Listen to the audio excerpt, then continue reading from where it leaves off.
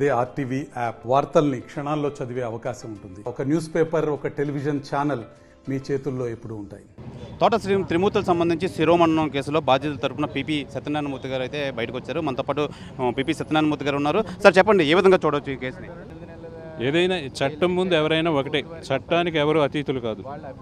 ఎంత శక్తిమంతులైనా, ఎంత రాజకీయంగా ప్రాబల్యం ఉన్నా చట్టానికి అతీతులు కాదు. బాధ్యతల తరపు నుంచి వాళ్ళు విజయం సాధించారంటారా? అది విజయం అనేది ఇప్పుడు న్యాయం సిద్ధించింది, ప్రాసెస్ నడిచింది, కాకపోతే జాప్యం జరిగింది. సార్, ఈ ఎలక్షన్ నేపథ్యంలో తోట త్రిమూర్తులు గారు బెయిల్ మంజూరు అవుతుందా, అయిపోయిందా? ఎలక్షన్కి దీనికి సంబంధం లేదండి. రొటీన్గా ఆయనకి ఏ హక్కులు ఉన్నాయో వాటిని న్యాయస్థానం మంజూరు చేస్తుంది. ఎలక్షన్ అని కానీ దానికి ఇంకో ఇదని కానీ ఉండదు. ఆయనకి ఎలక్షన్కి ఏం ఆటంకం లేదా సార్?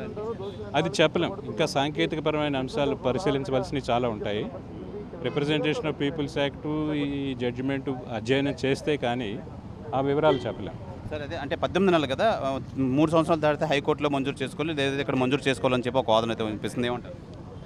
అవన్నీ సాంకేతికపరమైన అంశాలే. ఈ బ్రీఫ్ ప్రెస్ మీట్లో అవన్నీ చెప్పలేం.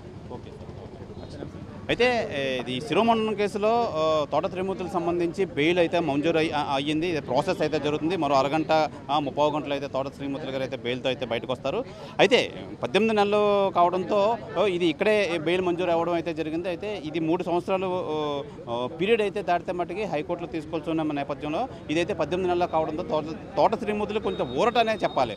ఏదేమైనా మరో అరగంటలో తోట త్రిమూర్తులు గారు ఈ బెయిల్ మంజూరు కావడంతో ఆయన బయటకు వచ్చే అవకాశం అయితే ఉంది. ఇది ఇక్కడ తాజా పరిస్థితి. కెమెరామెన్ అజయ్తో శివరామకృష్ణ, ఆర్టీవీ, విశాఖ కోర్టు వద్ద నుంచి. మరిన్ని వీడియోస్ కోసం ఛానల్ ని సబ్స్క్రైబ్ చేయండి. లేటెస్ట్ అప్డేట్స్ కోసం వాట్సాప్ ఛానల్ ని ఫాలో చేయండి.